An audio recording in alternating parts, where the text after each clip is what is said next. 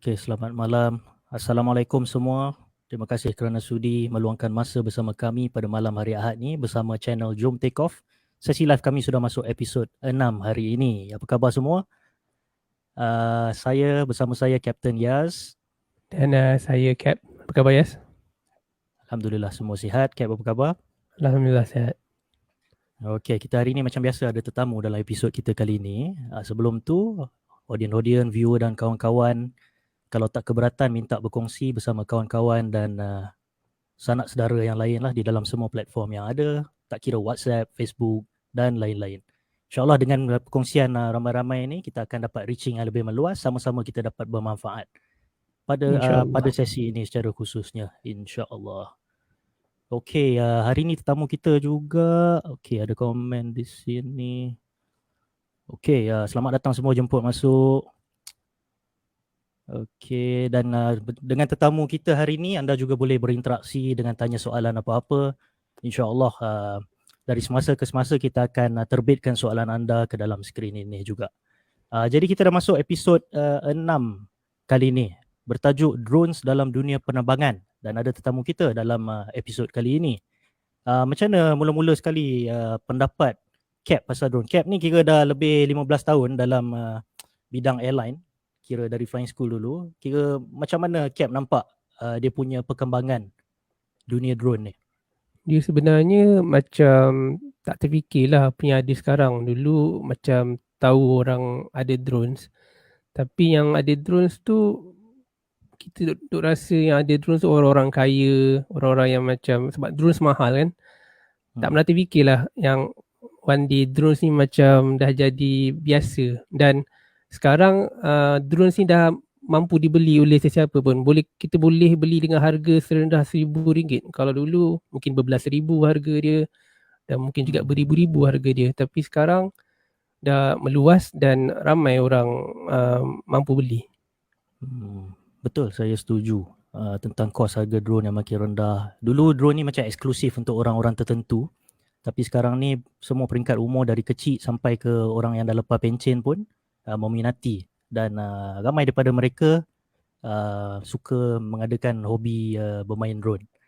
Tapi lebih dengan fakta ni, makin berkembang pesatnya drone dalam dunia penerbangan ni, dalam dunia ruang udara ni, kita ada banyak risiko juga sebenarnya. Kalau makin banyak drone, ada risiko katakan contoh, pengeluaran drone tu mungkin tak terkawal, mungkin drone tu spesifikasi tak apa bagus, dia boleh meletup.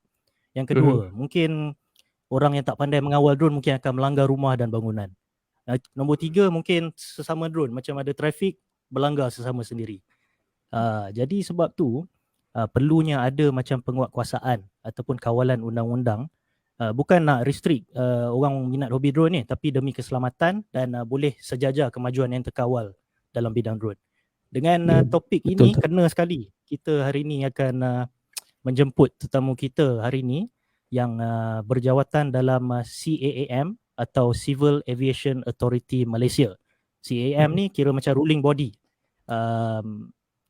berperanan dalam mengawal penguatkuasaan drone ini. Jadi boleh Kepp cerita sikit pasal tetamu kita hari ini? Okey, tetamu kita ni nama beliau ialah Captain Aquila binti Ismail dan beliau bersama DCA. Sebelum ni beliau memulakan kerjaya beliau di HM Aerospace Flying School di Langkawi dan di situ jugalah saya mula mengenali beliau. Dan selepas tamat flying school, beliau memulakan cadet pilot bersama-sama AirAsia. Selepas AirAsia, beliau masuk AirAsia X, kemudian balik semula ke AirAsia dan menjadi kapten seawal usia 26 tahun jadi kapten. Wah, muda tu. Itulah dulu masa saya dekat Malaysia Airlines, kalau kapten ni biasanya 30-an baru dapat jadi kapten. So 26 tahun tu kira sangat muda dan impresif lah sebenarnya. Kemudian pada tahun 2019 beliau dipinjamkan ke CAAM dan Civil Aviation Authority Malaysia up until now. Dan tahun ni mungkin tahun terakhir beliau bersama CAAM. Ialah almost 2 years lah. Dan selepas tu yang satu lagi saya ingat, beliau pernah berlakon iklan tau. Ada satu iklan Ramadan, kalau siapa pernah tengok masa beliau dengan Asia dulu. Kita tengok iklan dia macam mana. Baik, saksikan. Perjalanan Ramadanku bukanlah sekadar menahan lapar dan dahaga. Ada kalanya aku diuji oleh jarak dan waktu.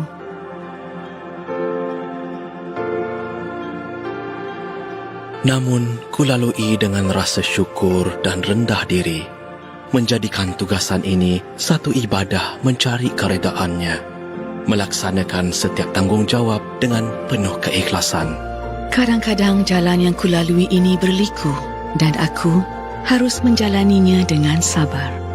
Ramadan menguji imanku untuk menguatkan semangat agar terus berusaha. Aku bukanlah hambanya yang sempurna dalam melalui cabaran di luar jangkaan. Ini tidak bermakna aku harus berhenti melangkah.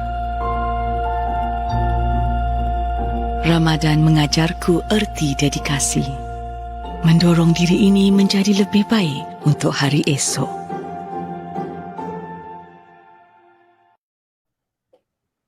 Wow, Masya Allah, nice inspiring.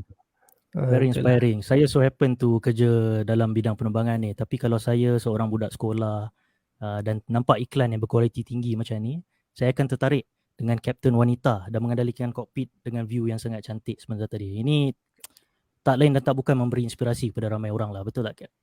Betul. Agree. Jadi tamu kita pun saya difahamkan sudah bersedia dekat backstage. Apa kata kita bawakan dan kita alu-alukan kedatangan Capt Aquila Ismail.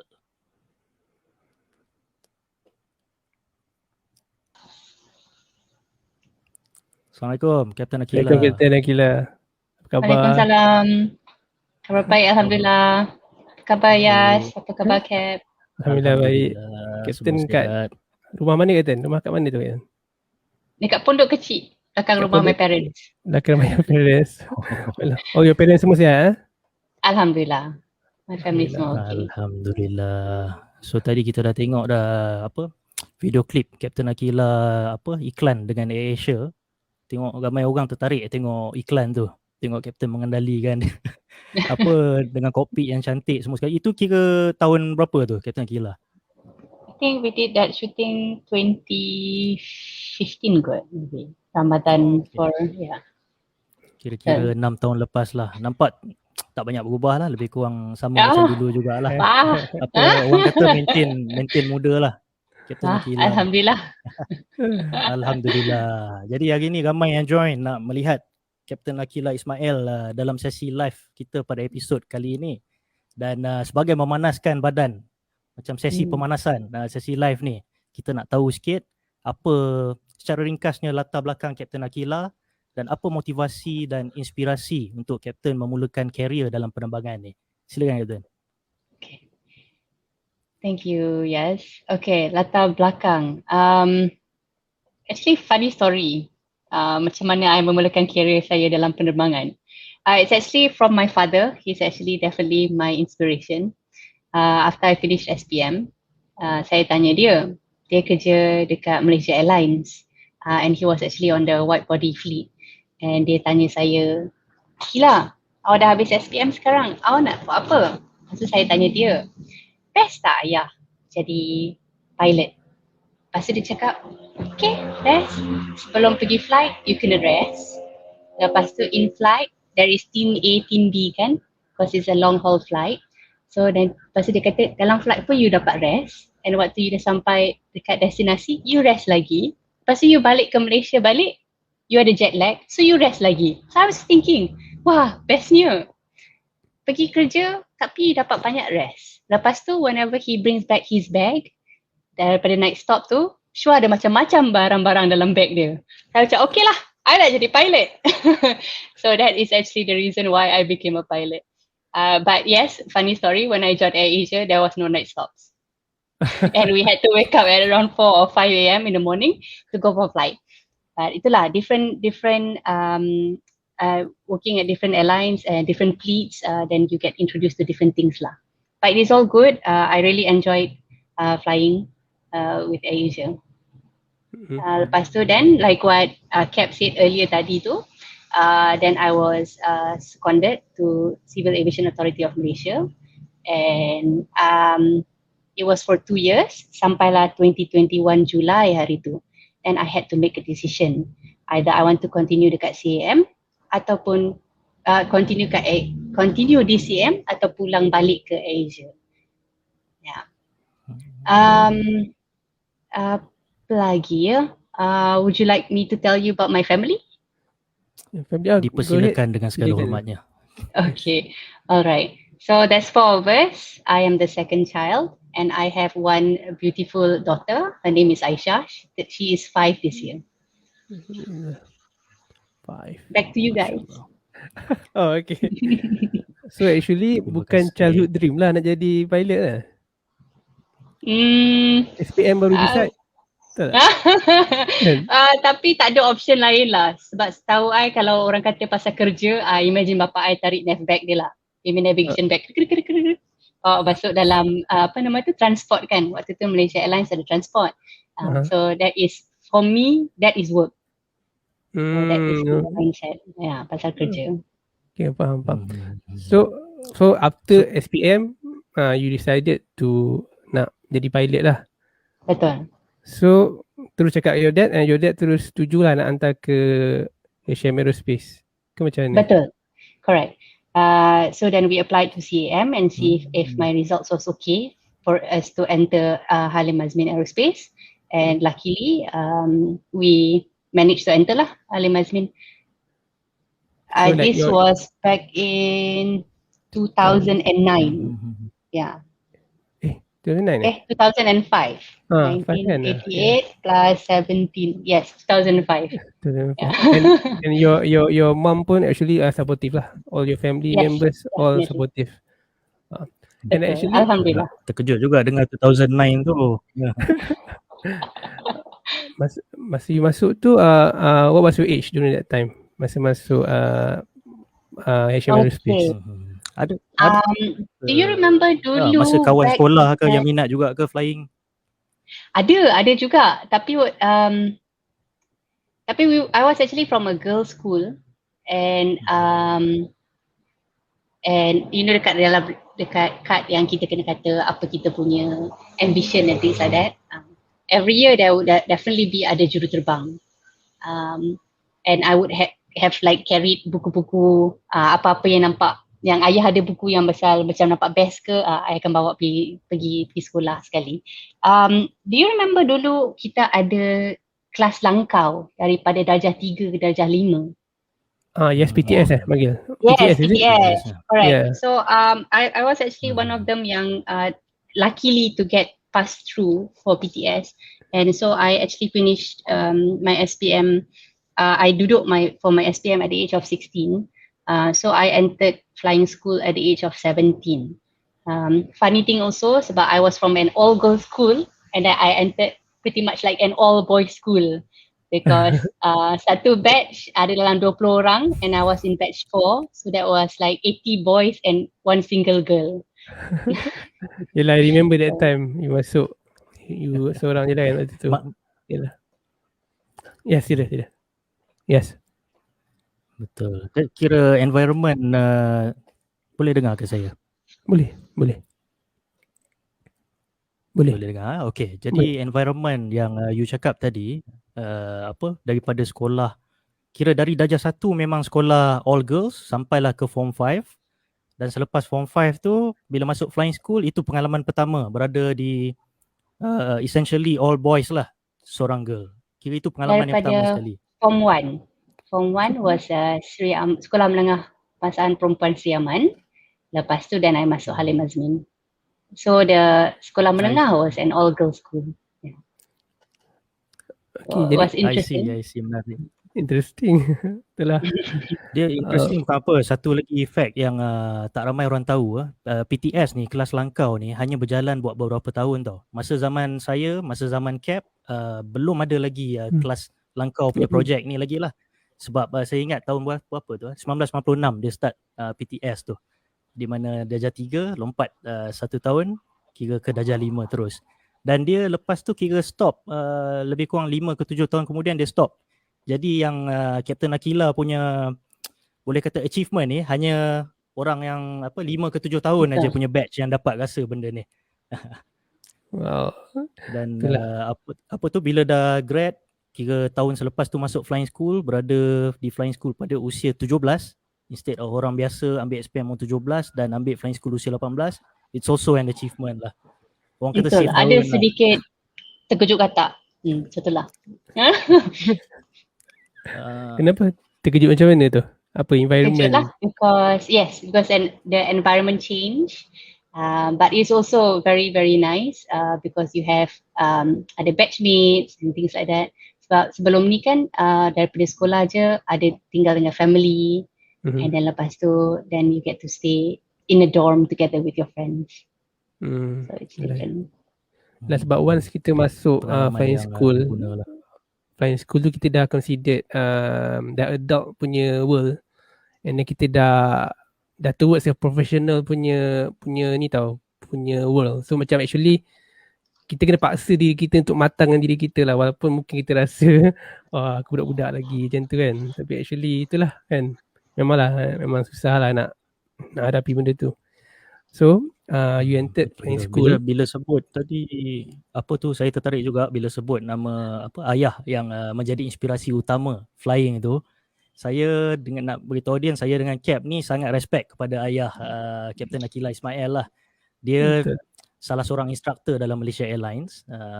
Last fleet yang dia terbang tolak 737, dia terkenal kerana dia fly lebih 20 tahun dalam Boeing 747 CD400 yang merupakan kira ambition semua budak pada tahun 90-an yang tengah membesar tu, semua nak terbang kapal terbang tu. Dan ayah Capt Aquila adalah satu mentor. Betul. Jadi itulah respect to the father lah kerana memberi inspirasi tu. Jadi Capt Aquila, satu lagi nak tanya pasal flying school ni.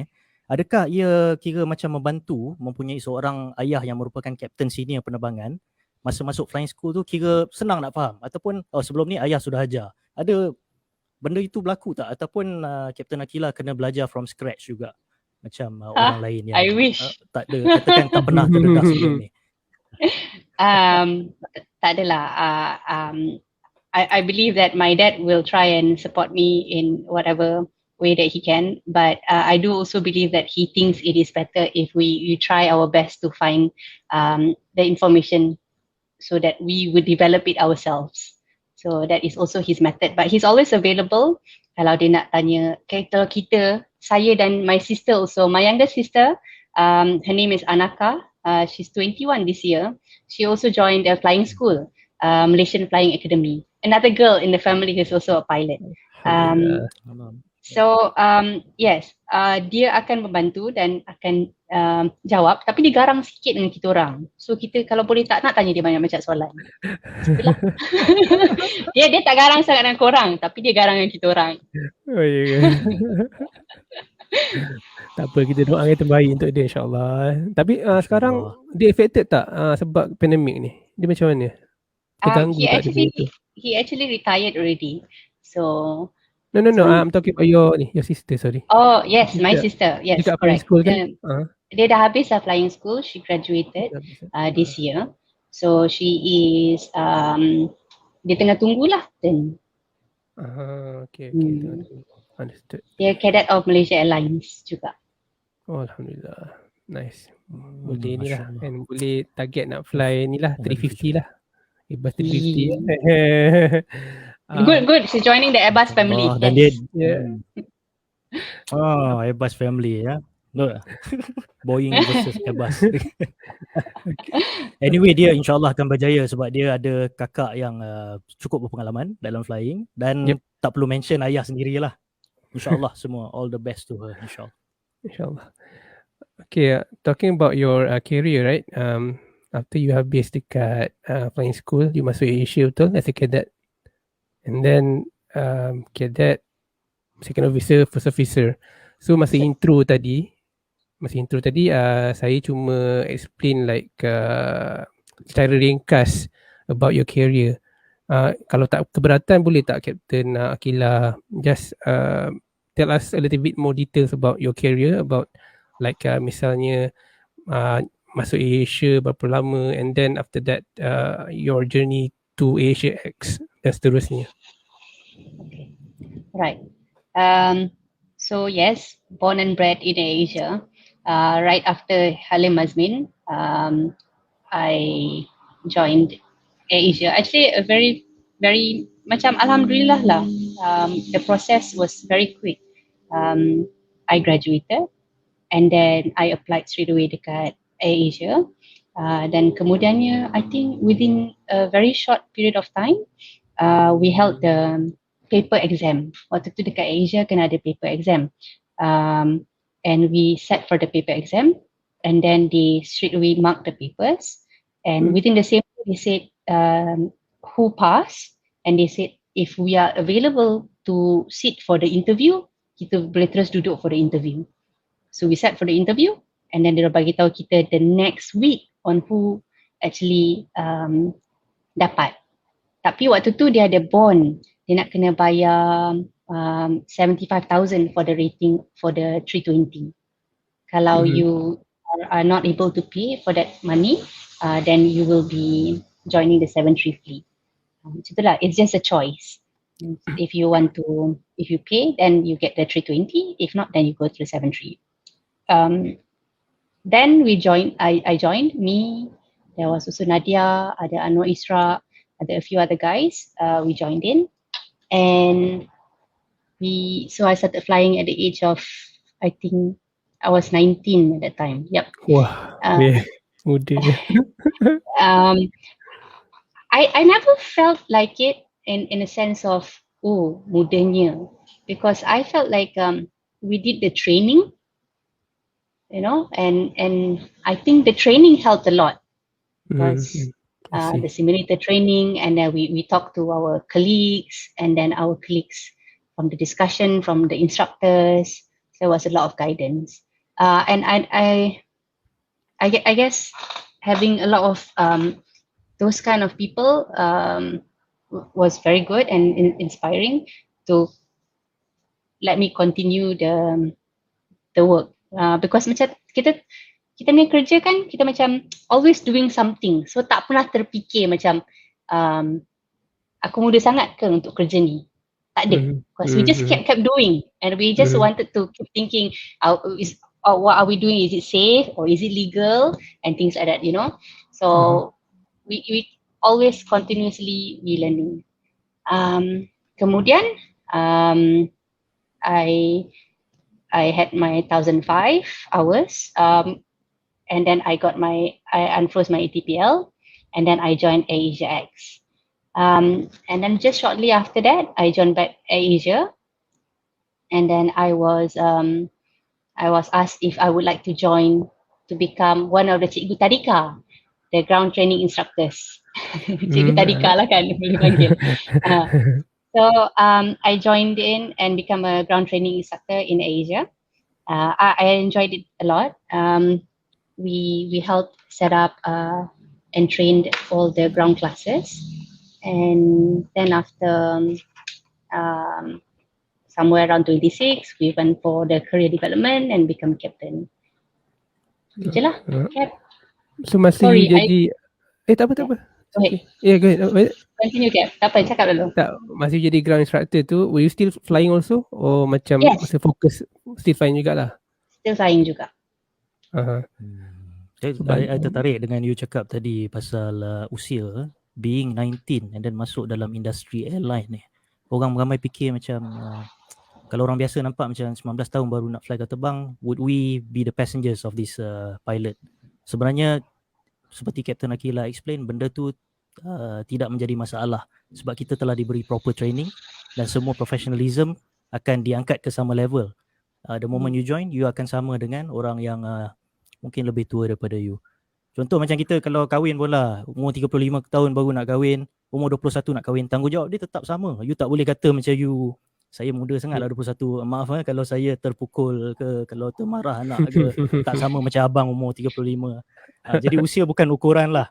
Mudah-mudahan yang ni menjadi sharing Captain Aquila ni menjadi pengajaran kat semua. Usia bukan penghalang. Malah orang kata lah kalau lagi muda ni lagi cepat belajar kan. Mungkin kita develop lagi cepat lah pada usia muda ni. Cap nak tanya apa tadi? Jantina pun tak jadi penghalang kan, Yaz? Sangat betul. Sama je kan? Ya. Sangat betul. Benda ni nak bagi tahu audience semua, hari ni tetamu kita Captain Aquila ni ada dua benda special pasal dia.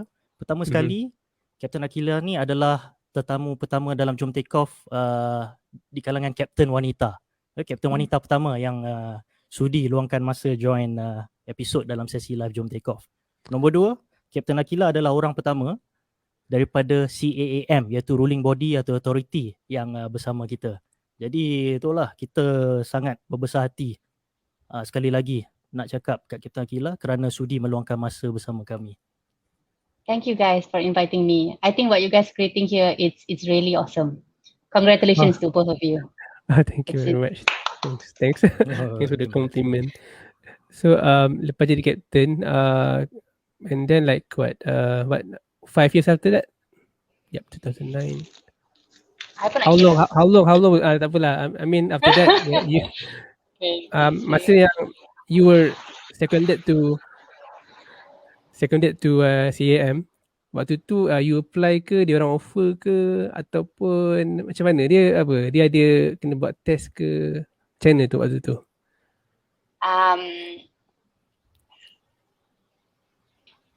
I tak tahu, I patut jawab ke tak. Check. But yes, there was a selection.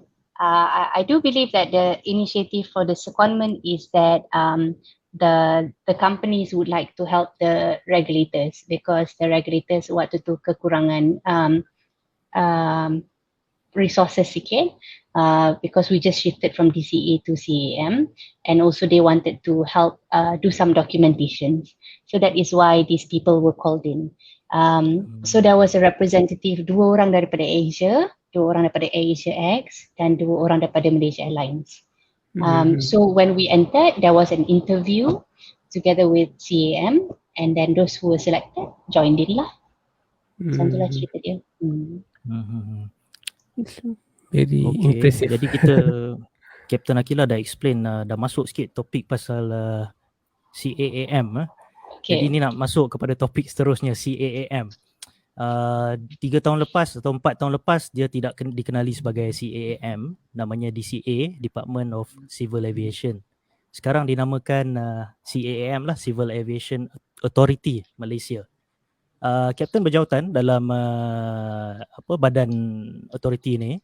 Jadi nak tanya sikit sebanyak, untuk aviator kita dah tahu CAAM ni macam rule kita punya license, undang-undang udara dan sebagainya. Mungkin kepada audience yang bukan di kalangan airliner atau di dalam bidang aviation ni, macam mana, boleh tak Captain Aquila kenalkan sikit latar belakang CAAM, apa tugas secara umumnya dan jabatan-jabatan yang ada dalam CAAM yang berkenaan. Sila Captain. Boleh, insyaAllah.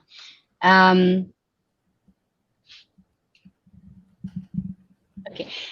Yes, CAAM is the regulatory body for civil aviation. So maksudnya kalau you tengok dekat kapal terbang yang bukan M, so that means not military. So anything that is under civil, it would be under the regulatory body of Civil Aviation Authority of Malaysia lah. Dia punya main role is to ensure to keep the aviation safe, secure dan juga efficient. Okay, tapi amongst of the other regulatory function dekat CAAM is also untuk nak regulate, facilitate, promote kita punya national aviation punya aerospace dan industry. Apa lagi division yang dekat CAAM? Macam I'm sure most of the pilots are very familiar with flight operations. Tapi ada juga airworthiness, ada juga ANS, ada juga aerodrome standards. So let me talk about into flight operations itself even more. Okay, when we speak about CAAM, when we talk about flight operations, there is two main body. There ada operations side dan juga licensing side. So licensing matters would be something like yang keluarkan lesen untuk PPL, Private Pilot License, Student Pilot License, ATPL dan juga CPL dan juga MPL. Okay, the operation side is more on surveillance. So there are a lot of certificates if we talk about ada some company macam air operator certificate, ada juga ground handling certificate for those people who actually offer ground handling services. So there is also another part in the operations that is for drones. So these are all in flight operations. Tapi airworthiness pula, dia akan ensure that the aircraft is airworthy. Lepas tu kalau aerodrome standard, they make sure that the aerodrome macam let's just say helipad and then meets the requirements for the International Civil Aviation Organization. So everyone is actually, because we are also CAAM ataupun Malaysia, is also a member state of ICAO. So jadi kita ada some standard SARPs that we have to adhere to. Some standard recommended practices from ICAO yang kita kena ikut. Bagi audiens yang tak tahu, ICAO tu nama singkatan bagi International Civil Aviation Organization. Ruling body juga, tapi bukan Malaysia tapi international. Jadi saya difahamkan CAAM banyak berlias atau correspond to ICAO untuk undang-undangnya, dan kiranya ICAO ni adakah dia selalu membuat audit yang kerap dekat CAAM? Macam mana dia punya meeting selalunya? Adalah Capt Aquila terlibat juga ke dalam meeting dengan pelbagai jabatan penerbangan awam di negara lain, ataupun macam mana, Captain?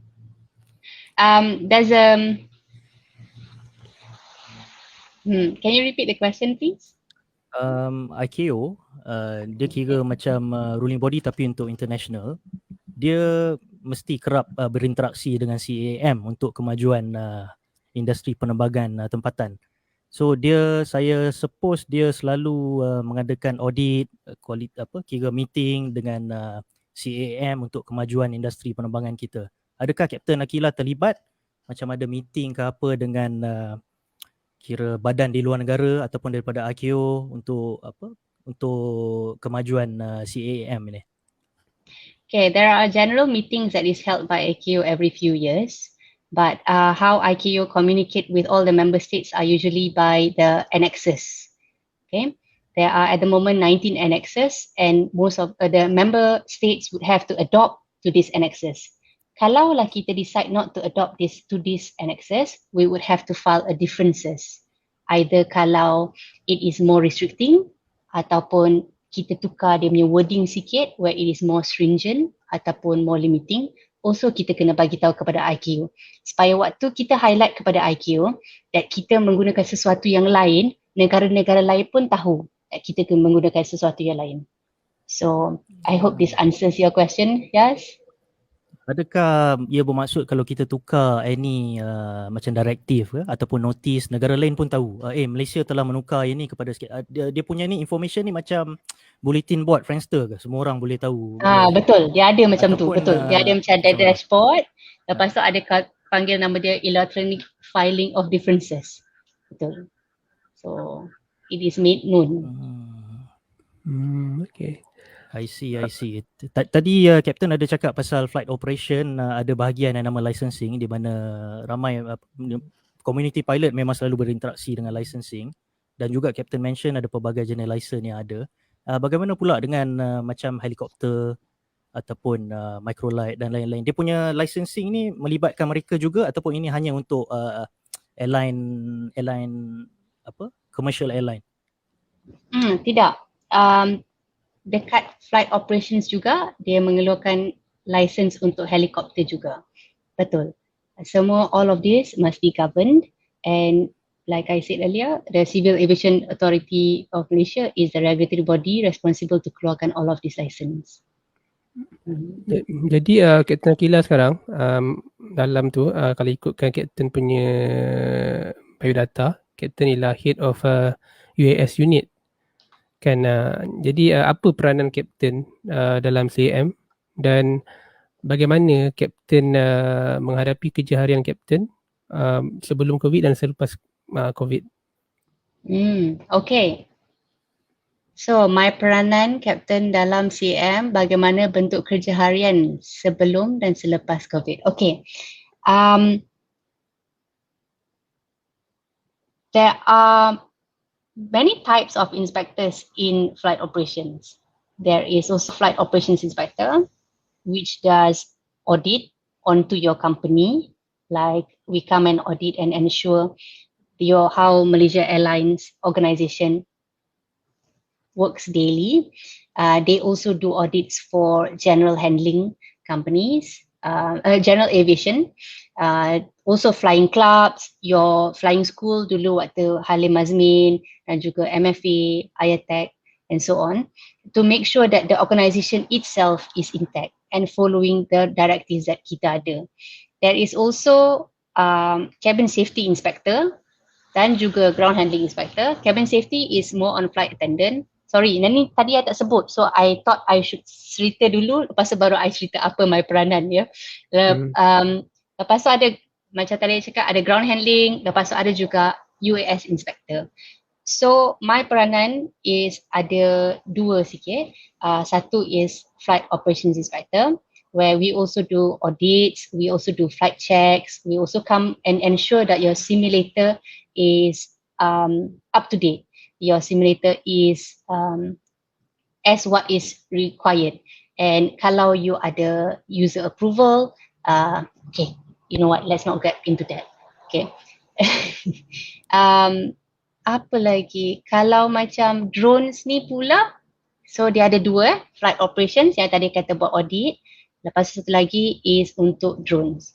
So I was one of them who actually had to be in the team or a drone task force to actually help develop drone punya regulations. At the moment, there are around 5 of us in the team, or we are called UAS Unit, and we are under Flight Operations Division sekarang ni. Itu sajalah. Bagaimana bentuk kerja harian Kapten di CAAM pra-COVID dan after COVID. There are a few challenges now because of COVID, because I said earlier that kita ada buat surveillance semua ataupun kita turun juga buat flight test.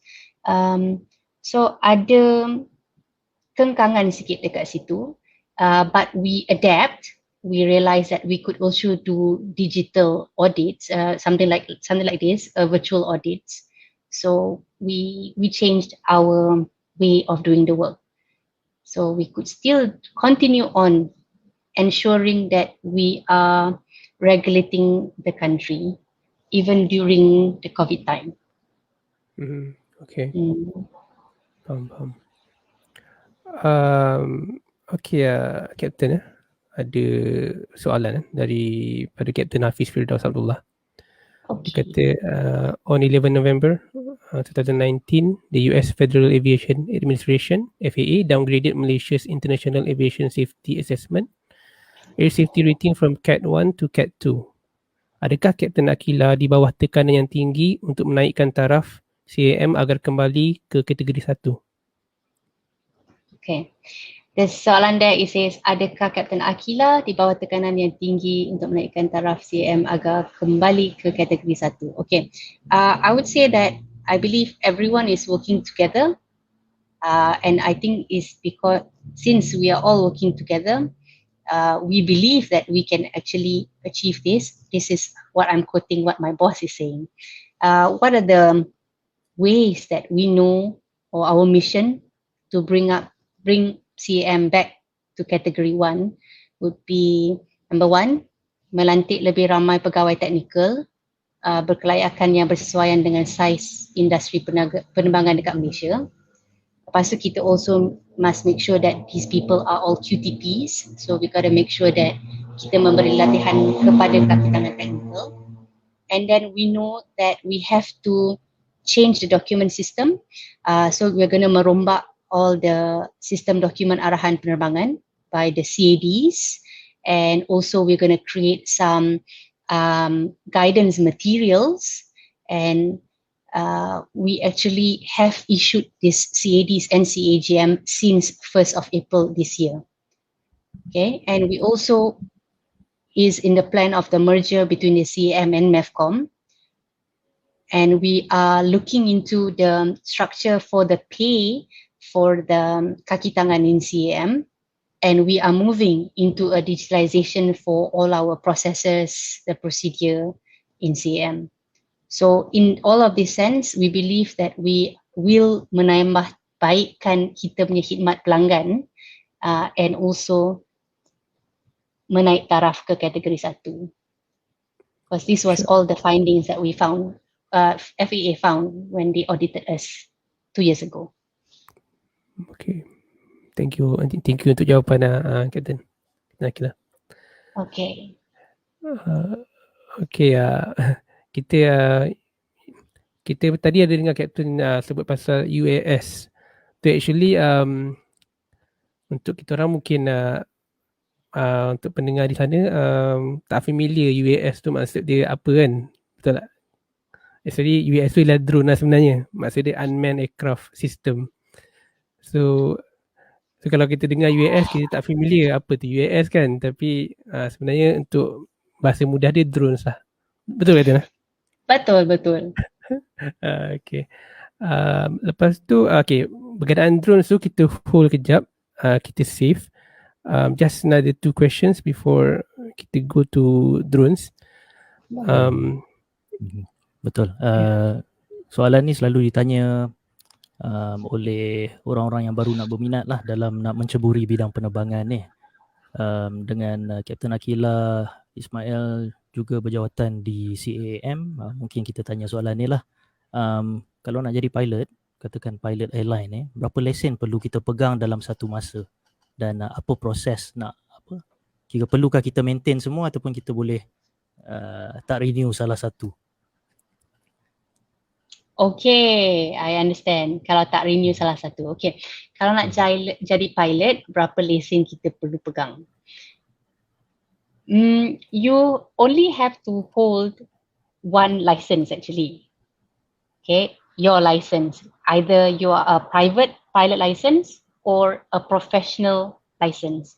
A professional license is your commercial pilot license or airline transport pilot license or a multi-crew pilot license. So these are actually a professional license. So that is your main license. I'm trying to think where did I put my license. Maybe I can show you guys. Hold on. I think I have it here. Actually, I am sitting here. Always in handy. Okay, this is how the license looks like. So professional pilot license, okay?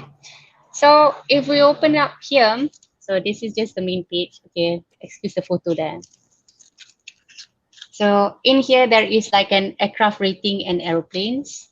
And the first one is actually your medical certificate, okay?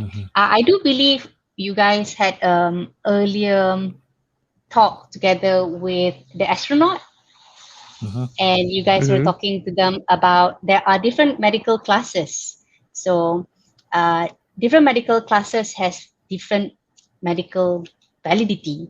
So you can look that up in our directives. It will show what kind of medical certificate you require and the validity itself.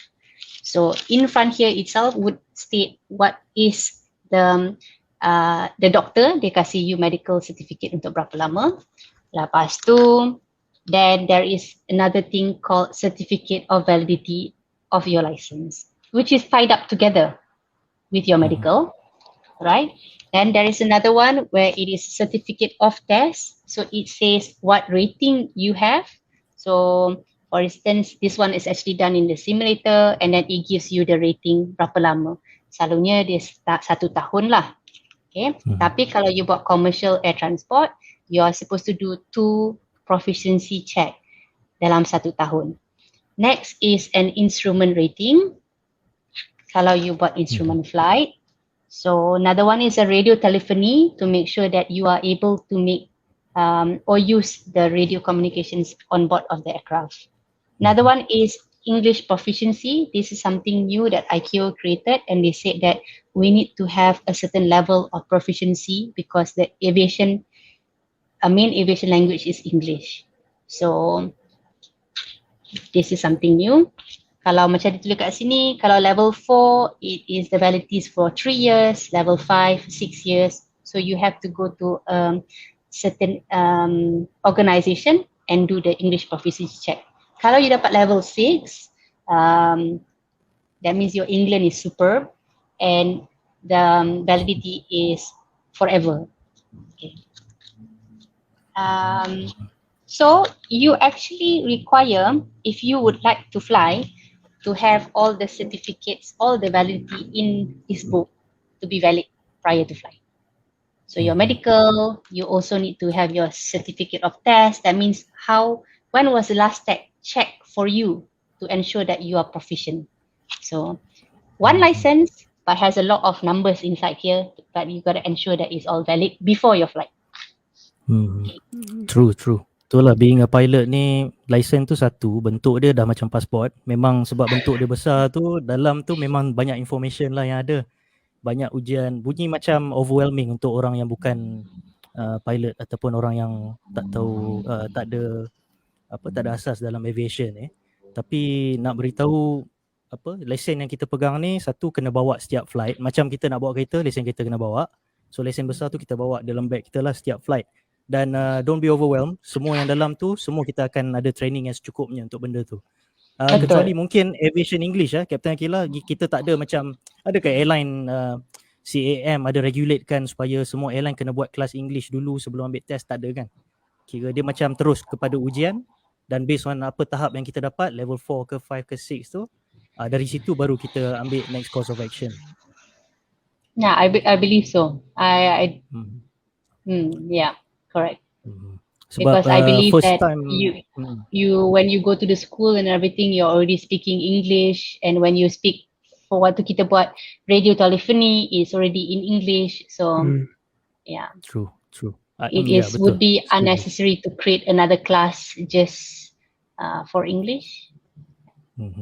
And also kalau macam kita tengok kita punya SPM punya results, one of the requirement to become a pilot is you gotta English tu kena be at least B. Jadi kalau minat English tu jangan tipu masa SPM lah. Kalau kita tipu dapat A pun, kalau kita masuk flying, kita ambil ICAO Aviation English Test, katakan kita dapat di bawah level 4 ataupun katakan kita dapat level 2 atau 3, kita tidak akan dapat fly. So minimum requirement for ICAO Aviation English Test is level 4 ke atas. Betul. InsyaAllah being Malaysian, insyaAllah benda tu boleh, kalau kita tak lepas sikit pun benda tu boleh diperbaiki melalui percakapan dan kelas dan sebagainya lah. Betul. Jadi yang lesen tadi yang Captain Aquila tunjuk tu, kalau kita buat macam katakan kita bawa helikopter ataupun kita bawa kita buat parasailing, adakah lesen pun bentuk besar macam tu ke ataupun dia macam bentuk kad macam IC kita punya size? Okay. Any idea, adakah Captain ada knowledge mengenai itu? Yeah, helicopter one looks like this as well. But I do know that we are moving into e-licensing. I'm not so sure if after this we will only be issued like a card, and then maybe there is only a QR code and everything will be online. I'm not in the team for the e-licensing, so I do not want to get into it too much. So I'll just leave it at that. Pilot drone, boleh buat buku macam tu, Cap? Tak nak lah, kita buat something simple lah. Kita buat macam card, okay? Sorry, ada terbaca. Tak apa. Memang tujuan dia. Okay, kita berbalik kepada yang topik drones kan. So, dari segi drones ni, dia berbeza ke? Maknanya, okay, drones kita macam pakai remote control kan. There's no actual man flying the flying object kan. So jadi untuk drones ni bagaimana untuk perlu ke orang kena ada lesen untuk drones ke macam mana, Captain? Okay.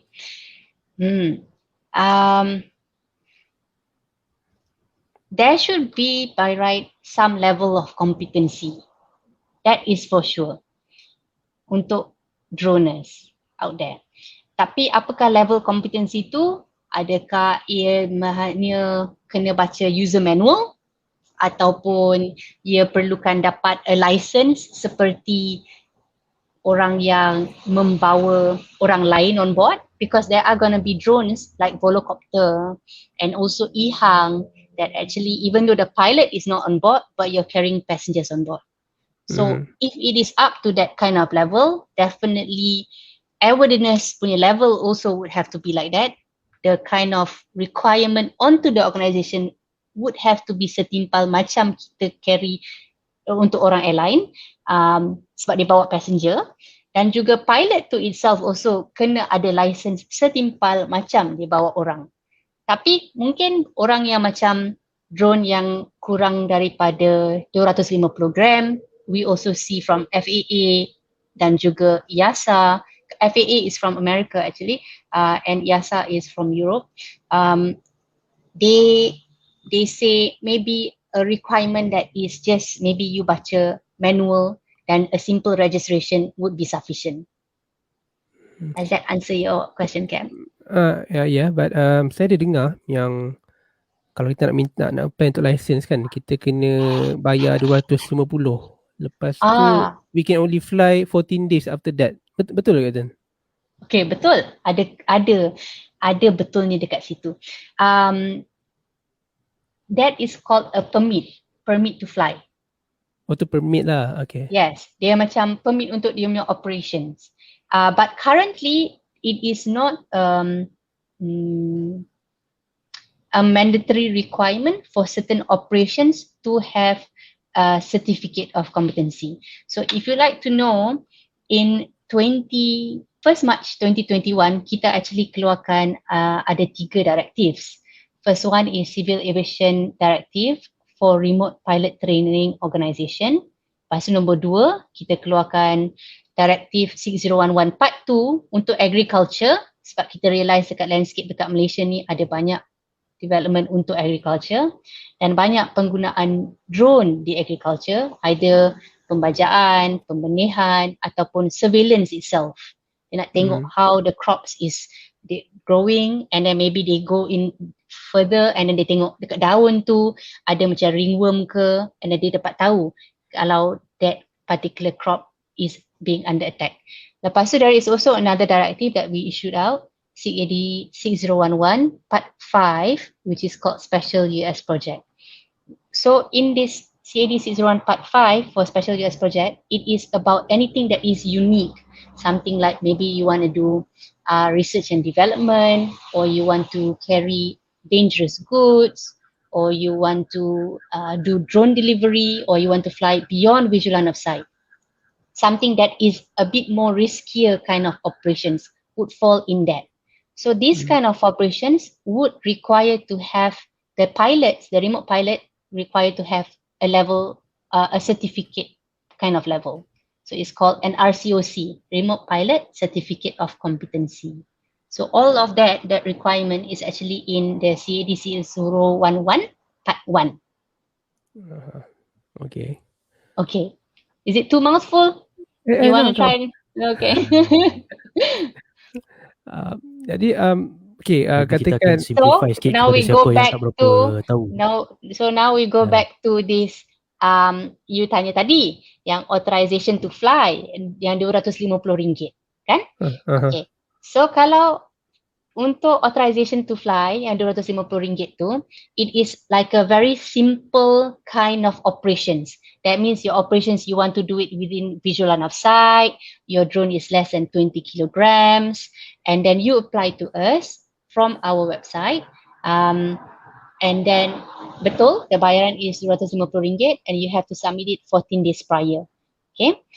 How do we assess your competency is actually from a risk assessment inside the borang. Okay. Because the level of the risk that you're doing is not that much, because it is sorry sekejap, ada dapat message. So macam dia disturb sekejap. Okay, tadi apa tadi? So kita tengok dia punya kompetensi daripada borang tu. Lepas tu memang betul dia harga dia RM250.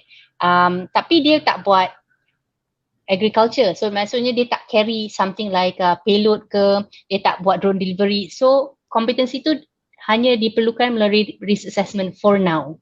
Okay, itu dah mencukupi. Dan betul 14 hari sebelum. Kenapa 14 hari sebelum pada ketika ini?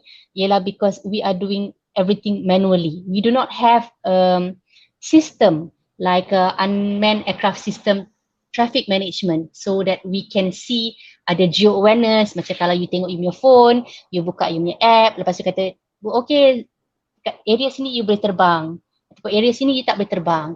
Sebab actually bukan CAAM sahaja yang menjagakan legislation untuk UAS. Ada juga agensi-agensi yang lain macam JUPAM, CGSO. CGSO ni adalah Chief Government Security Office dan dia menjaga kita punya critical infrastructure di Malaysia.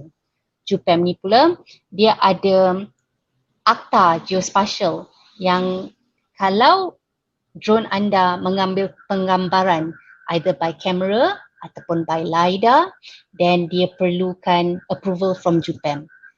Okay, lepas tu there is CIRIM, there is MCMC, so there are many other agencies that perlukan approval untuk terbang drone. Bukan hanya CAAM. So anyways, so for authorization to fly yang RM250 tu, you kena apply daripada yang lain dahulu, lepas tu pergi kepada CAAM. Kenapa? Kerana kita at the moment tak ada this one stop center.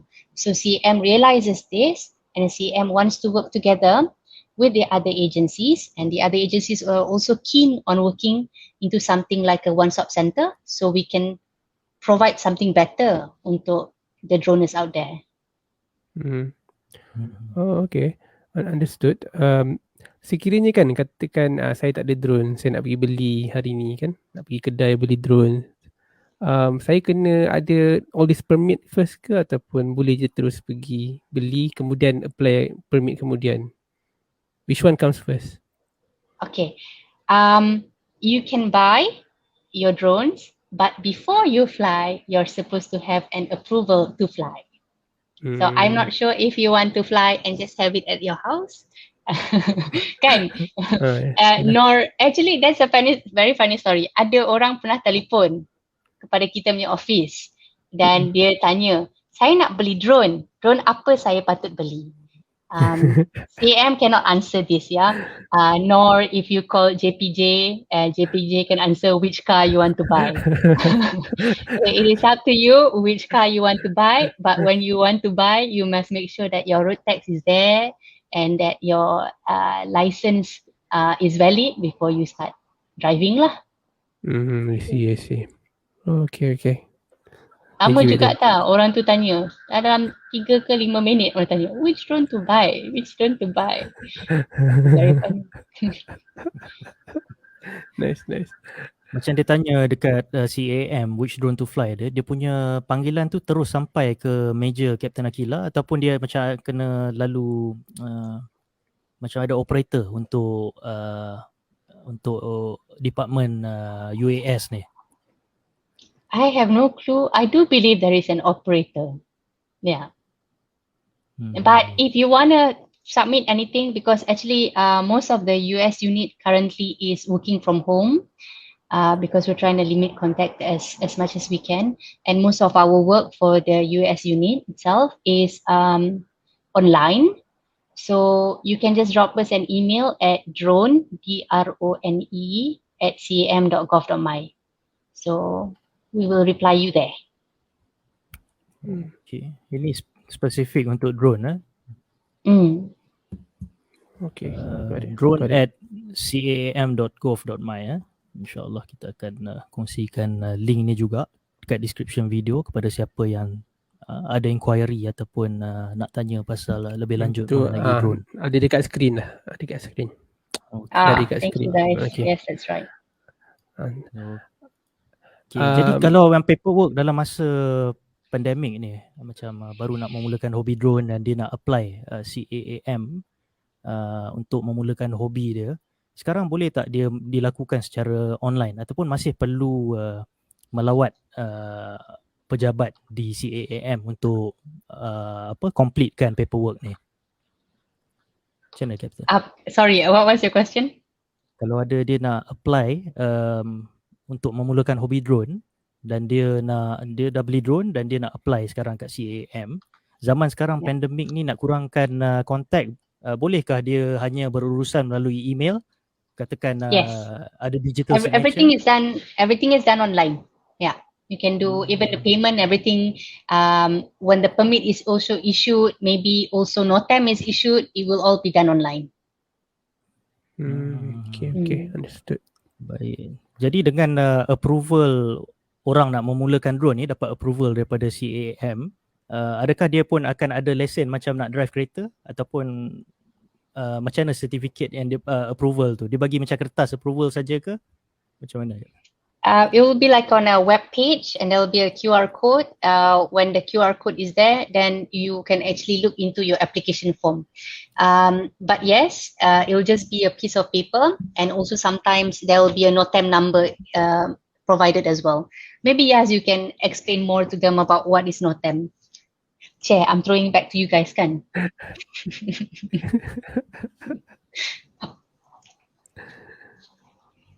Boleh jawab, Yes. Okay. NOTAM is Notice to Airmen. It's actually, a lot of people actually funny. They apply to CAAM and then diorang tanya dekat CAAM, bukan saya nak apply untuk authorization to fly ataupun permit, tapi diorang kata saya nak apply untuk permit untuk dapatkan NOTAM. So actually this NOTAM is actually under the jurisdiction of the ATC. If they want to issue out a NOTAM, then they will issue out a NOTAM. It is up to them if they feel like they should raise this NOTAM or not. So NOTAM is Notice to Airmen. Dia bukan untuk your job, tetapi untuk memberitahu orang sekeliling that ada job tu berlaku dekat situ. So lepas tu your questions now was once they apply, do they have to apply it again? Yes, they would have to apply it again because it is not once you dapat, it is for the whole time. It is only up to 3 bulan, then and because it is tied up to the NOTAM as well, or it is sometimes some people dia punya job hanya untuk 3 hari. So dia berubah-ubah. Bukan semua orang akan ada job di kawasan itu untuk for a long period of time. So it's all variable, but the maximum date is 3 months because it's tied up to that NOTAM. Macam Muhammad Nazim cakap tu. Betul. So lepas tu dah habis, kalau ada job lain, dia kena apply lagi sekali.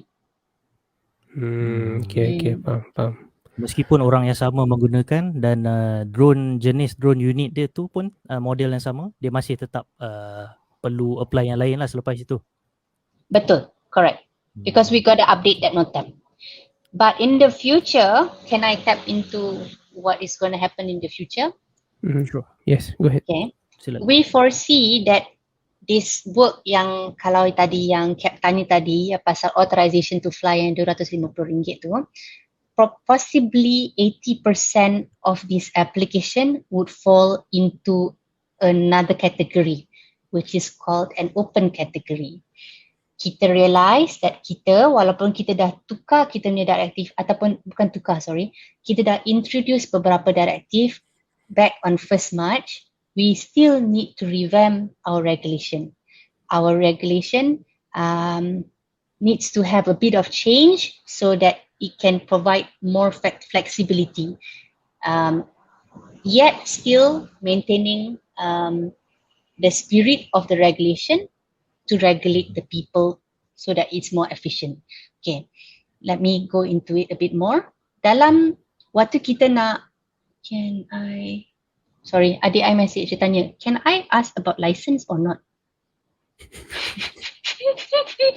Ya, banyak orang mengganggu sekarang ni. Tengah ramai orang lain tengah tengok Facebook Ini juga kan. disebabkan soalan tadi mengenai lesen. Ada orang masih nak tahu lebih pasal lesen. Okay, first you have to understand tau, there is a difference. There is permit, there is license. License, there are different levels. There is certificate and also license. Okay, now I'm going back to my regulation first, okay? Alright, Okay. so we know we have to change the regulation, and we actually have submitted something to our legal office. And the thing about the regulation is it's not the CM who makes the regulation. It is the Ministry of Transport who holds the regulation. So if you actually open the Civil Aviation Regulation, it's all the way at the back. Then there is a Ministry of Transport signature dekat situ. Okay. So what we realized when we were trying to amend the regulation is that we know that there is going to be a two basic concept waktu kita nak buat regulation baru ni. Kita nak berubah daripada yang sebelum ni, yang very much like traditional manned aviation, dan untuk drone mungkin tak boleh, tak serasi. Sebab drone ni dia harga dia lebih murah, dan lepas tu dia evolve dengan sangat laju. Macam tadi you guys were saying, drones before this cost berbelas ribu. Tetapi sekarang you can actually even buy it for 1,000, and then some people are building it by themselves, and then some also can buy drones for a few hundred ringgit. So we know that the new regulation has to have at least two basic concepts. First one is that dia kena be operation centric. That means it looks into the operation itself. Sebab tak ada orang on board, so that means dia tak kisah. Sebab tak ada pilot tu on board, sorry. Excuse me. Okay. Because tak ada orang on board, so the consequence of kalau ada incident ataupun accident is purely depending on where the incident ataupun accident takes place. Lepas tu, kita tengok that dia akan depend on risiko yang orang tu membawa. I kasih contoh sebab I nampak Kepp dah berkerut. So, kalau contoh dia ialah, let's say you tengah buat drone untuk recreational, untuk hobi. So selalunya sekarang ni orang kata, kalau recreational atau hobi, please let me be exempted from the regulation. Betul tak? Betul. Tapi kita tak kata macam tu. Actually kita tengok ada banyak lagi isu kalau pasal drone ni. Dia ada isu pasal privacy, dia ada isu pasal security. Lepas tu kalau you nak terbang, let's say kalau you fly recreationally, just within visual line of sight, that means you boleh nampak you punya drone terbang, it's not so much an issue. Tapi kalau you terbang jauh, let's just say 5,000 meters, okay lah, 5 kilometers away, and it's kodeng rumah orang. So, you know, so we don't know, and there will be more risk involved. Ataupun you fly drone tapi you kata untuk hobi tapi I am flying a 30 kilo drone. Tak hobi, tapi kita kata hobi, you know. So there is a risk juga. So we do not want to look at the operation on who is actually conducting it, but also the risk that is involved in that operation. Okay, so far, okay. Yeah. So when we talk about the operation itself, we know that we want to divide it into 3 categories. We are also looking at this, it's not that CAAM created this, but CAAM actually liked what EASA presented. This is what EASA is actually enforcing in Europe itself. So there's going to be 3 different categories, which is open, specific, and certified. And daripada open, specific, and certified tu, dia low risk, medium risk, dan juga high risk. Okay? I cerita pasal certified tu boleh? Boleh. Silakan. So nanti kita cerita balik pasal yang open tu. Okay. Kalau certified ni ialah macam very high risk, where you actually carry maybe people on board, or your drone is very big, which is around, dia punya dimension is 3 meter, dan you nak terbang over assembly of people. Let me explain what is assembly of people. Assembly of people is where there is a group of people and you cannot run away from it. So let's just say if it is like kalau contoh kawasan yang kecil, lepas tu tak ramai, ada ramai orang kat situ dan dia tak boleh lari. Ataupun in comparison, so that is assemblies of people. But let's just say if it is a tepi pantai, lepas tu tapi ada ramai orang juga dekat situ, lebih banyak pada yang tadi, tetapi orang boleh lari dengan senang. So that is not called assemblies of people. Okay? So assemblies of people, the key idea is if you want to run away from that area, it is very difficult for that people to run away. So if your drone is big, more than 3 meters, and you want to fly over assemblies of people, that would be the certified category. Or you're carrying people. Another one is you're carrying dangerous goods. Okay? So when you fall in these three categories, you would fall under, you have three operations yang macam berbentuk macam ni, you most likely would fall in certified category because you're high risk. So another one is that open category where maybe CAAM akan kena duduk dengan KP dan KK or something and then labelkan dia punya drone. Sebab drone ni kita dapat tahu dia punya limitation of the drone will be all the way up to 25 kilograms, something like that. But kita akan bahagikan dia dengan operasi. Operasi tu boleh dekat dengan orang ke, boleh terbang atas orang ke, ataupun kena berjauhan dengan orang. So melalui labeling, waktu kita beli kotak drone tu, mungkin ada nombor dekat situ, we dapat tahu you punya operasi dekat mana.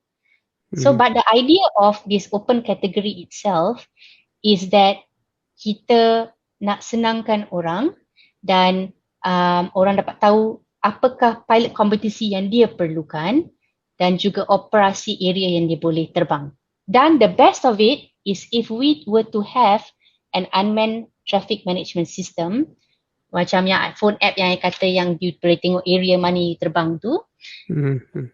The idea that we want to think about is that you tak perlu ada authorization to fly pun. You ada registration, you go on to the UTM app and kata saya nak terbang dekat sini sekarang. Lepas tu area tu hijau, you terbang saja terus. So that's the idea. Nice, okay? Nice. Yes. So tak ada dah nanti in the future authorization to fly ni yang RM250 tu. Sebab 85% of authorization to fly would most likely be in open category. Okay, panjang betul my explanation kan? Padahal nak tanya jawapan yang study tu je. How soon can we see that actually? How soon do we expect that? That's actually a very good question. So we know that we're going to do CAAM will have an open tender untuk UTM system tu. Then hopefully we will see this amended regulation also with the UTM sometime in quarter 2 or quarter 3 of next year. So that's what we are aiming for at the moment. Very nice. Yeah. Simpan dululah drone sampai ada drone tu. Okay, Captain, we have some questions from the comments. Is it okay? Sure. Okay. Ada banyak ni. Itulah. Okay, Bro MSS. Adakah CAAM, dia typo ke? Adakah CAAM akan menyediakan penggunaan jammer untuk menangani ancaman drone di lapangan terbang Malaysia? Kerana ianya telah digunakan di negara lain seperti Singapura selepas terdapat ancaman drone yang menyebabkan operasi LT tergendala. Okay, which question? Okay, it's already up here. Okay, I do believe that dia tak boleh ada jammer saja tau actually. Dia kena ada scanner juga. Jammer dia punya kerja is dia confuses the frequency and then it will either bring down the drone or send the drone back to the owner. Okay? But if you have a jammer, that means you need to be only visually inside with that drone. So you also need a scanner actually all around the airport to scan. If there is actually an intruder, then only call in for a jammer. So but this process atau jammer ni actually kita kena talk together dengan MCMC on who is actually allowed to have jammers because MCMC holds the ACTA on the frequencies. So that's it. I can answer for now, brother MSS. I'm sorry I can't touch more on it. Okay. Nak menyentuh pasal yang jammer dan scanner untuk pertahanan negara. Adakah ada kerjasama di antara CAAM dengan Kementerian Pertahanan yang bertanggungjawab dalam keselamatan negara, Air Force dan sebagainya? Ada sebarang bentuk kerjasama tak mengenai pembangunan drone ni? Kalau Captain Aquila ada pengalaman ke? Okay, untuk pembangunan drone ada not so much, but let's just say for the other day waktu MCO ataupun ada ops painting untuk party, then we did sit down together dengan other agencies yang ada legislation on drones and we discuss on how we can actually use drones to help all of this kind of situation. So I would say that the government agencies definitely, whenever there is a rise or requirement, I can see, sebab I pun baru kan masuk kerajaan, I nampak that everyone is actually very facilitative of one another. So Okay. Terima kasih atas jawapan ringkas tersebut.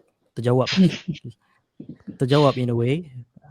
Sebenarnya hari ni untuk sesi soal jawab ni ada agak banyak soalan yang tak tahu sempat kita habiskan ke tidak. Kita akan ambil satu persatu dan supaya Kapten Aquila boleh cuba menjawabnya.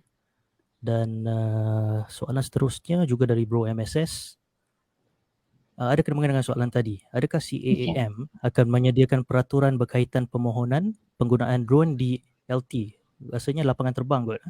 LT atau kawasan yang dikategorikan sebagai tidak dibenarkan menerbangkan drone. Okay, I baca lagi sekali okay, to really understand the question. Sure. Okay, peraturan sekarang itself actually already says in Regulation 140 on penggunaan drone di lapangan terbang. So dia kata perlu dapat approval from the authority, which means CAAM. Okay, that's number one. Number two, we do have actually applications for people who actually want to fly in airport itself. Ada application hari tu, a few months ago, application dekat dalam area Subang, dan actually sekarang ni ada dekat Sepang. So we do allow it. It's like more on a case by case basis, and we would set the requirements there and then. It's usually pretty much something benda yang sama. Kita dah tengok macam mana dia geofence the operations. Geofence tu maksudnya kalau drone ada kat situ, dia ada fencing, dia make sure that dia drone tak keluar daripada that area. So ada fence. Okay. Lepas tu kita nak tanya, selalunya operation macam ni dia akan ada remote pilot dan juga observer. So macam mana communication between observer dan juga remote pilot? Adakah menggunakan walkie-talkie? Adakah menggunakan handphone saja? Dan macam mana communication between remote pilot atau observer tu dengan air traffic controller? Just in case ada emergency flight coming in. Let's just say ada helikopter masuk ataupun orang nak taxi. Macam mana dia orang nak discuss with each other? Because you must understand the drones may not have ADS-B. So the ATC is not be able to see where the drones are. So macam mana communication between that? So adakah akan ada VHF, somebody operating the VHF, ataupun somebody operating a radio same frequency as the ATC supaya boleh terus ada two-way communication dengan cepat. Ataupun dia boleh dengar listening watch on what is happening at the frequency of the ATC. Okay, so does that answer your question, Bro MSS? Okay, so lagi. Atau kawasan yang dikategorikan sebagai tidak dibenarkan menerbangkan drone. Ini actually susah jawapan ni sebab ada banyak kategori of tidak dibenarkan menerbangkan drone. Is it restricted, danger, prohibited kind of area? Or you're talking about critical infrastructure? I gotta understand that a lot more than only I can answer. If it's a critical infrastructure, then the requirement would be you have to meet CGSO.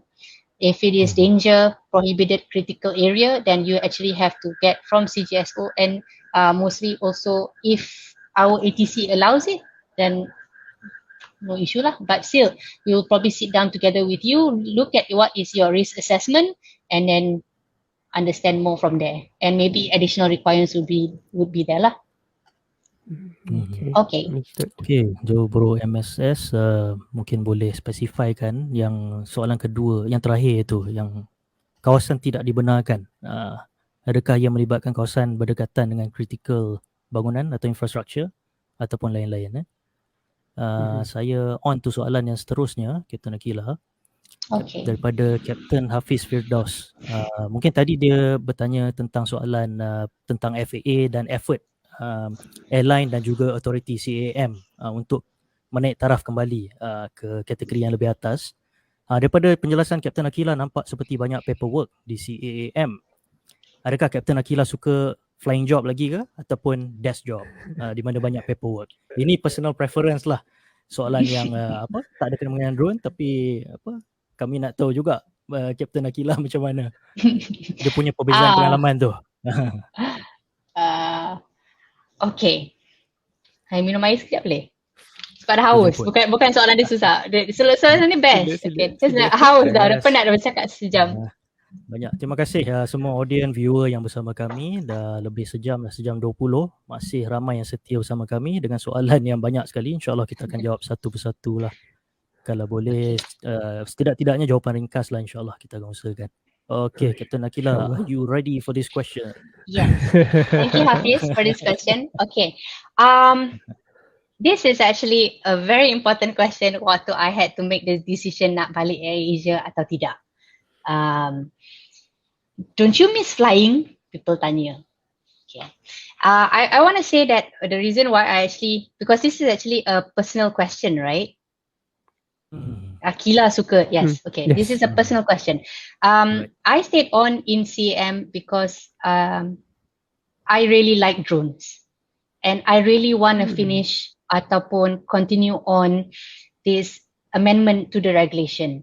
I really believe in the team that I have here in CAAM. My boss, my big boss, and also the team in the UAS unit, and also my fellow friends in Flight Operations Division. I do believe kita orang working hard, tapi saya sangat sayang drone. So saya stay on because of drones, to tell you the truth. Do I miss flying? Yes. I miss flying because I rindu balik and kita dah habis sign tag law, switch off the brain until the next flight. We don't get that when we are actually doing a lot of desk job. So that's what. Another thing is, siapa yang nak jadi pilot tu, yes, you know, pilot, when you're actually on the seat, you are constantly thinking about things, even though people say, alah, you fly pasang autopilot, but actually the pilots are constantly thinking about what would go wrong, what might go wrong, what should you do if it goes wrong. Tetapi waktu dah habis kerja, memang habis kerja, memang lega habis kerja. Itu yang berbeza dia pasal office work. So I've never had an office job before until I actually got lucky into joining CAAM. But I would say I love both. It is a different challenge. So mana-mana ada gaji halal, I am okay. Thank you. Ada advantage dan kelebihan dan kelemahan masing-masing lah kalau flying job dan desk job. Terima kasih atas jawapan Captain Aquila. Okay, berkenaan bro MSS tadi, ni maksud dia kata merujuk kepada critical infrastructure di bawah CGSO. Alright. Itu maksud dia tadi. Dan kita ada kita balik soalan tadi tu. Mungkin Captain Aquila boleh dapat clear So picture. the peraturan if we want to have the idea is from the app or the UTM app itself, then we would block some areas that would be an area where you're not allowed to fly. Unless if you apply with CAAM and then the approval from CGSO also is there, because let's just say for instance, Petronas can also be a critical infrastructure.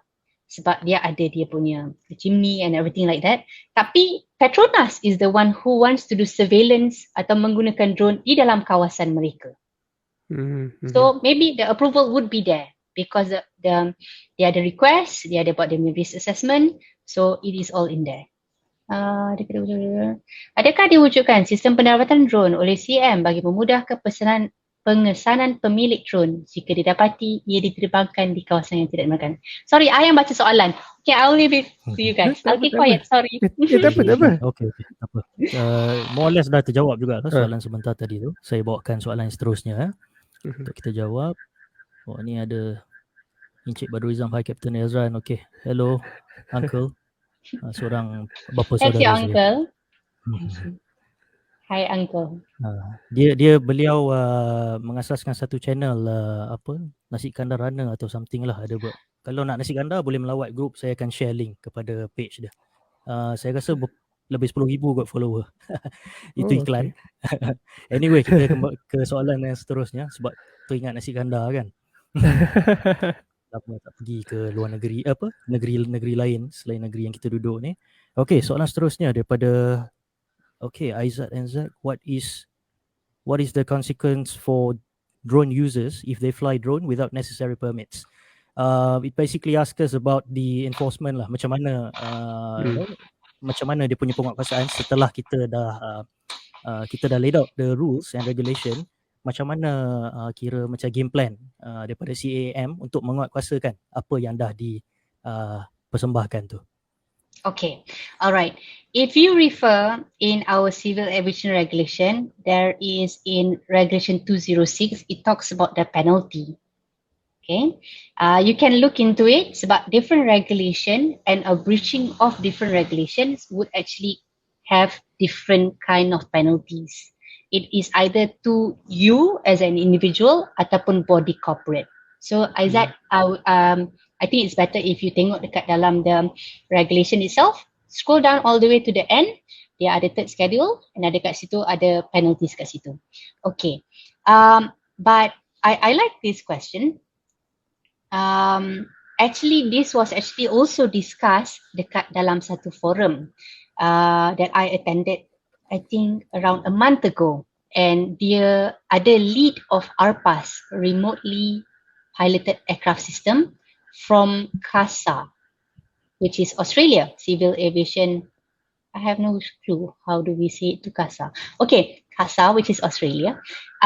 So he said that at the moment, the way that they are seeing enforcement onto droners are more on awareness, because it is best for the first few years we create more awareness first. That is the main step, more awareness, but if necessary, the regulation is always there for us to bring down. So there are a few people who we are actually keeping tabs on, who are actually flying high and flying far, more than that they are supposed to. For instance, those guys who are actually flying very close to Genting and they are flying around 4,000 feet above Genting. So this is actually very high. And what's the issue here is that there are also maybe planes flying in that area, charging down. There are also people who kita nampak yang selalu walaupun dah ditegur terbang juga dekat kawasan-kawasan yang tak sepatutnya, yang dekat-dekat dengan airport. Macam itulah. So we are keeping track on all of these people.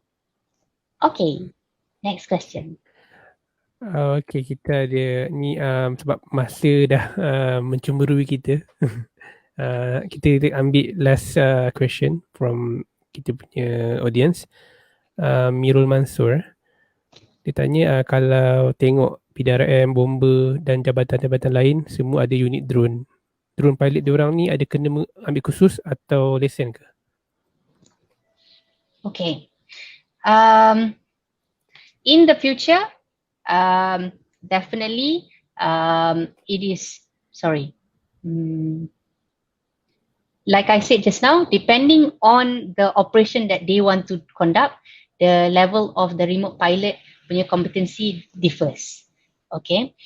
Setahu saya, dan saya pernah attend PDRM, mereka memang ada kursus untuk mengendalikan drone. So, I hope that answers your question, Mirul. Okay, terima kasih Captain untuk jawapan. InsyaAllah terjawab kot, saya rasa faham. Okay, kita ada satu penguatkuasaan. Kepp mungkin boleh tanya satu soalan.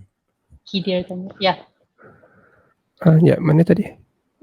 Thank you, Hafiz. Bye. Thank you, Captain. Signing off now.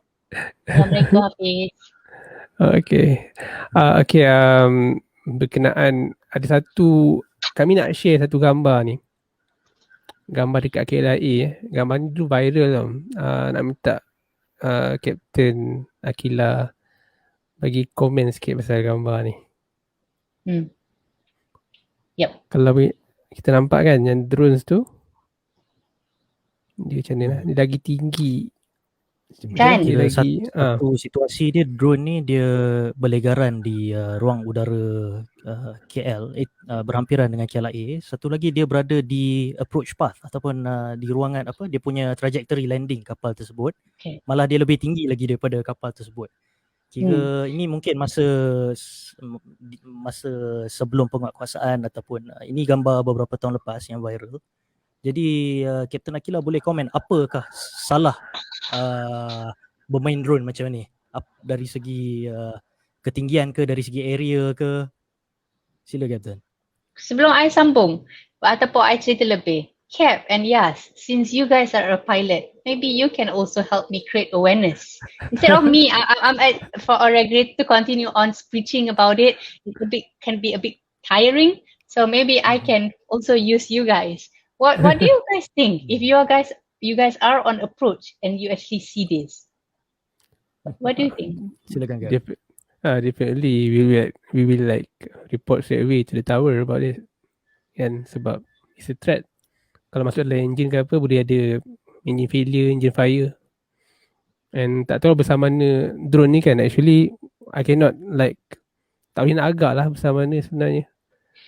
Tapi it's very dangerous actually. Actually, it doesn't matter kalau you besar ataupun kecil pun, tapi macam the impact because of the speed that the jet is actually flying, would the kinetic energy would actually cause a lot of damage.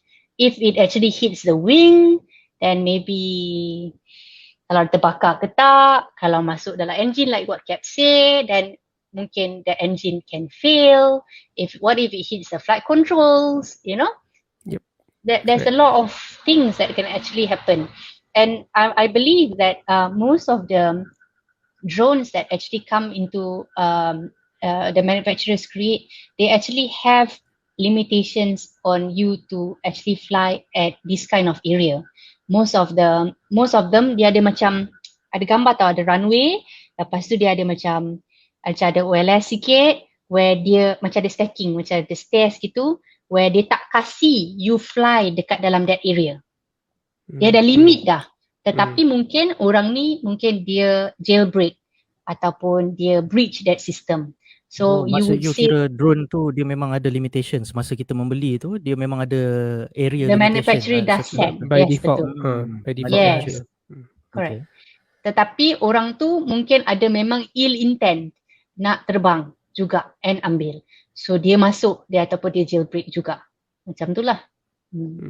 So Jadi yes, tak semudah I tu agree. untuk kita jailbreak lah. Tak semudah tu untuk kita letakkan drone di atas tempat pergi area kapal terbang. Kita perlu buat sesuatu dekat unit drone kita tu. Yes, correct. Sama macam iPhone, you have to jailbreak, same. So yes, we are aware of this picture, and yes, these are the people who are on the list as well. Wow. Bukan Okay, kita dalam saja yang dekat CAAM ada list, polis pun ada sediakan list orang juga. Macam itulah. Jadi kesalahan kira drone yang dipaparkan dalam gambar tadi tu, adakah dia juga masuk dalam senarai PDRM dengan kesalahan mereka ni? Saya tak pasti untuk PDRM punya. Tapi I can say that we are aware of this. Yeah. Only list pada CAAM. Tapi itulah Captain Aquila, kalau dia risiko akan didakwa, ditangkap semua. Tapi dia mungkin memikirkan kalau dia dapat tangkap gambar dari atas tu, mungkin dia akan dapat menjual dengan harga yang mahal gambar tersebut. Selalu gambar yang dari atas tu kita edit saja kan. Kira dia berjaya menangkap gambar kapal terbang tu live, mungkin barangkali dia ada peluang untuk menjual dia dengan harga mahal. Jadi ini salah satu threat lah yang saya rasa cerita ni tak resurface lepas gambar ni diviralkan. Mungkin ada kira macam viral dengan kecaman lah daripada netizen semua, membuatkan orang yang mungkin pemilik drone tersebut pun telah menarik balik minat dia untuk mengacau airspace sekitar KLIA tersebut lah. Jadi gambar ni hanya untuk case study kita tentang bahayanya drone, bagi awareness kat semua orang tentang bahayanya drone kalau disalahgunakan. Okay, jadi kita Masya Allah tak sedar kita dah sejam 35 minit bersama Captain Aquila yang tak jemu memberi jawapan kepada kita. Kita dah nampaknya kita dah sampai ke penghujung sesi. Minta maaf, ada lagi few soalan yang tidak dapat dijawab pada hari ini oleh kerana kekangan masa. Terima kasih kerana penonton sudi join sesi live kami pada malam Ahad ni. Terima kasih juga kepada Capt Aquila Ismail kerana sudi meluangkan masa bersama kami dalam episod JOM TAKEOFF ni. InsyaAllah masa depan boleh kita jemput lagi lah kalau Capt Aquila sudi. InsyaAllah. Thank you guys so much. I really enjoyed the session. Terima kasih. Yeah, and thank you for the really good questions. Can I just add on to Bro MSS? Yeah, sure. Bro MSS. Any jawapan kepada Bro MSS ataupun maybe last nasihat yang Capt Aquila nak share kan kepada kita semua? Silakan Captain. Thank you. Bro MSS, thank you and I totally agree. Can you drop us an email and maybe we can talk further? I do agree that we have to talk about security more into this a lot more. Yeah, that's the email address. Wonderful. Thank you guys. And thank you guys. I really love the session and if we have more time, I do believe this is a very good platform. Like I said, we in CAAM, because drone is new, we have to reach out to a lot more people. We have to create awareness. So when actually Kepp told me they want to interview me pasal piloting, I said, is it okay if I talk about drones? So I am so grateful that you guys called me. Thank you so much. Pleasure and honor to have you as well. Terima kasih kerana sudi join. Hopefully bukan saja Captain Aquila dan kita mendapat manfaat daripada sharing dan kira sesi ramah mesra ni. Hopefully audience yang setia bersama kami juga dapat belajar sedikit sebanyak mengenai pertama yang body badan otoriti kita iaitu CAAM yang bertanggungjawab melaksanakan undang-undang udara, dan juga moga audience dapat belajar sedikit sebanyak pengenalan mengenai drone dan restriction dia dalam negara kita. Dan saya nak tutup sesi ni dengan serangkap pantun lah. Okay, dengarkan semua. Gasing congkak, lompat galah, asalkan selamat, kekalkanlah tradisi. Pesan ibu, kamu nak main drone mainlah, asalkan jangan leka sampai memakan diri. Terima kasih semua kerana bersama kami. Kita berjumpa lagi di sesi yang akan datang. Aquila, terima kasih. Audience, terima kasih. Assalamualaikum. Thank you very much, everybody.